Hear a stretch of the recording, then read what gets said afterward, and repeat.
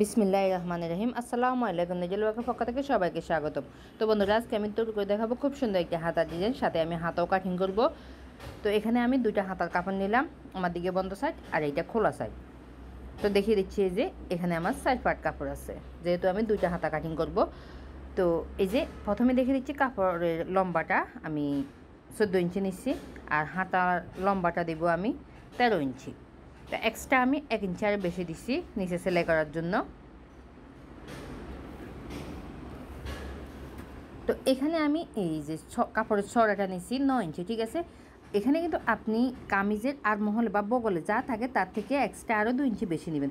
যদি 7 থাকে তাহলে কিন্তু 9 ইঞ্চি নেবেন, আর 5 থাকলে 7 নেবেন, অর্থাৎ যা থাকে তার থেকে কিন্তু আপনি 2 ইঞ্চি বেশি নেবেন সবসময়। তো এখানে কিন্তু আমি এই যে 3 ইঞ্চি দিচ্ছি। তো বন্ধুরা, এখানে একটা কথা বলতে চাই, 40 আর 44 এর উপরে যদি হয় তাহলে কিন্তু 3.5 ইঞ্চি দিবেন, আর নিচে হলে কিন্তু 3 ইঞ্চি দিবেন, ঠিক আছে। নিচে যত হয় 3 ইঞ্চি দিবেন। তো এরপর আমি লম্বা করে একটা দাগ দিলাম, দেওয়ার পরে এখানে আমি একটু রাউন্ড করে ঠিক এভাবে করে দাগ টেনে দিলাম। দেওয়ার পরে এখানে মাছ বরাবর একটা দাগ দিব, আমি এখানে তালপাট কাটিং করব এই জন্য। তো ফিতাটিকে ঠিক এভাবে করে ধরে তারপর মাছ বরাবর এই যে এভাবে করে একটা দাগ দিলাম, দিয়ে আমি নিচের দিকে 1/2 ইঞ্চির মতো ডাউন করে দিলাম। এই যে এইভাবে করে দাগ টেনে দিচ্ছি, দিয়ে ঠিক এভাবে করে দাগটা মিলিয়ে দিব।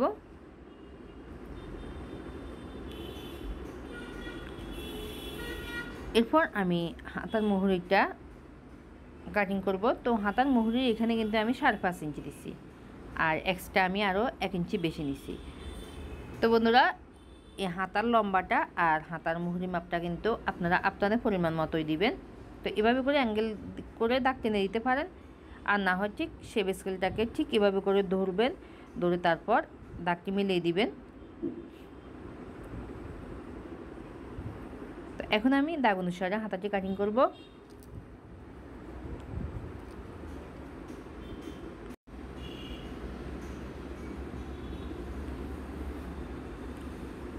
তো এরপর এই যে আমি তালপাটটা কাটিং করব।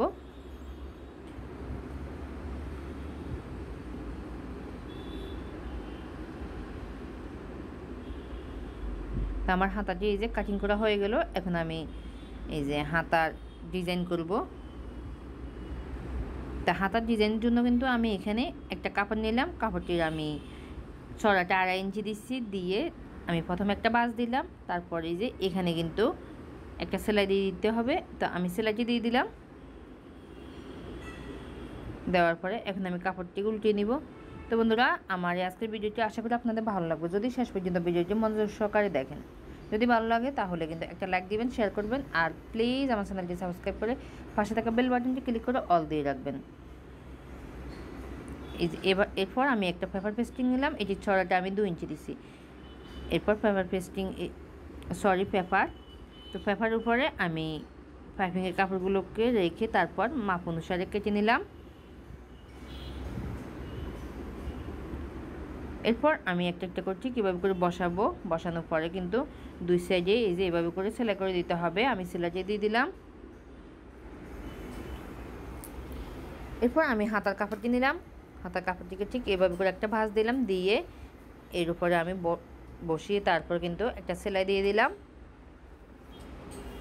তো এখন আমি একটা পেপার পেস্টিং নিলাম, পেপার পেস্টিংটির ছড়াটা আমি এই যে 2 ইঞ্চি দিচ্ছি। তারপর আমি মোটা একটা এই যে পেপার নিলাম, পেপারটিকে আমি কর্নার করে কেটে নিচ্ছি, নিয়ে তারপর পেপার পেস্টিংয়ের উপরে 1/2 ইঞ্চির মতো রেখে তারপর একটা দাগ দিলাম, দিয়ে এরপর এই যে এই কাগজটিকে আমি এভাবে করে বসাবো, বসে তারপর এভাবে করে পুরো পেপার পেস্টিংয়ের উপরে দাগ টেনে নিব। তো আমি দাগ টেনে নিলাম।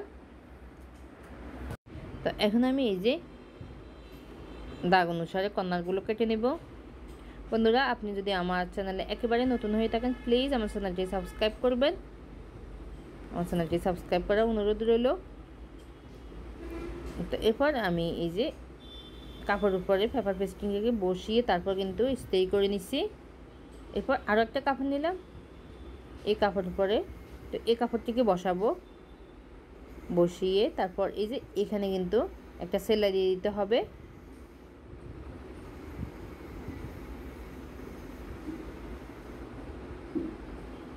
তো আমি সেলাইটি দিয়ে দিলাম।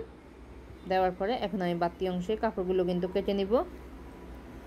বন্ধুরা এই ডিজাইনটি কিন্তু চাইলে আপনি প্যান্ট প্লাজোর নিচেও দিতে পারেন, আবার হাতার ভিতরেও দিতে পারেন। খুব সুন্দর একটি ডিজাইন।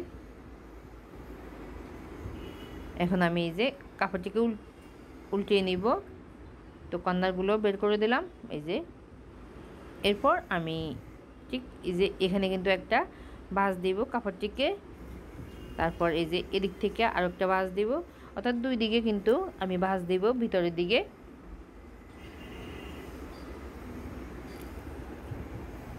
এরপর হাতার কাপড়টি নিলাম, নিয়ে তারপর এই যে ঠিক এভাবে করে বসাবো।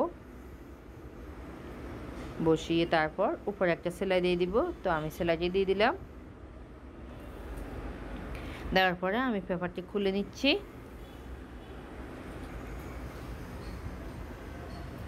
এখন আমি এই যে একটা একটা করে মাঝে পুঁতি বসাবো। তো এখানে আমি বড় বড় এই যে পুঁতিগুলো বসাবো, দুইটা করে বসাবো মাঝে। দুইটা করে বসালে খুব সুন্দর লাগবে।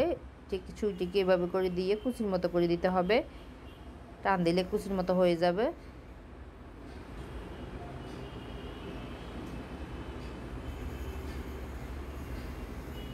তা আমি মাঝে এই যে দুইটা করে পুঁতি বসাবো, আপনারা চাইলে একটা করে বসাতে পারেন। তো এই যে আমার হাতাটি তৈরি হয়ে গেল, খুব সুন্দর একটা হাতার ডিজাইন। আশা করি আমার এই আজকের ভিডিওটি আপনাদের ভালো লেগেছে। তো তৈরি হয়ে গেল আমার খুব সুন্দর একটি হাতার ডিজাইন এই যে। তো বন্ধুরা এতক্ষণ আমার এই ভিডিওটি দেখার জন্য সবাইকে অসংখ্য অসংখ্য ধন্যবাদ। ভালো থাকবেন, সুস্থ থাকবেন, নিরাপদ।